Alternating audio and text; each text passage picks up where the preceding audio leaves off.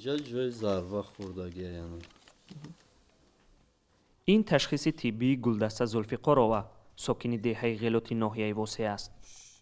وی میگوید 11 اپریل کارمندان کمیسریات حربی ناگهان به خانه‌اش در آمده به او و پسرش در افتادند.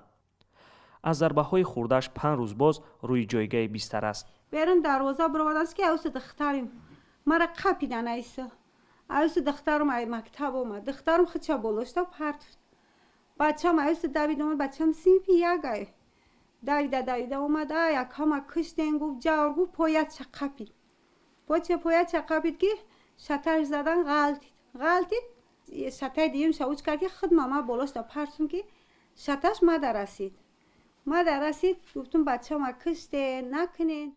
کامیل خوجایوی 20 ساله را به کمیسریات حربی برده اند. پیوندانش میگویند کامیل جان بیماری کهنه داشت و هر سال در موسم بهار خروج میکرد. زلفقارova بعد علت و کوبش از تشخیص گذشت. این خانواده به دادستان حربی نسبت کارمندان مقامات برای علت و کوب شکایت کرده اند. از دادستان حربی هم به رادیو آزادی تصدیق کردند که عریضه زلفقارova را گرفته اند و بررسی میکنند. اما جزئیات بیشتر ندادند. تشخیص طبی نشان داده است که قفس سینه گلدسته زلفقارova ضرب خورده است. همدیهگانی که شاهد سرباز شکار شدن کامیل جان بودند میگویند از آن روز حادثه تا حال به خود نآمده اند.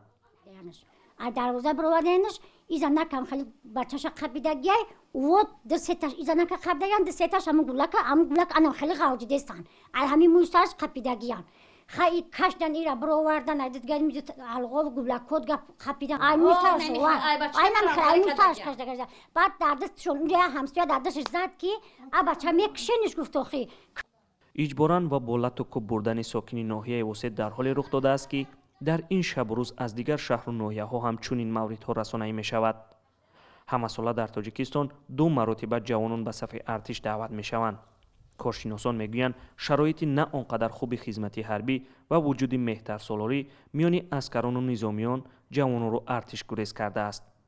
مقامات وجود سربازشکار را همیشه رد می کند و از گسیل دست جمعانه و اختیاری جوانان به ارتش گزارش می دهد.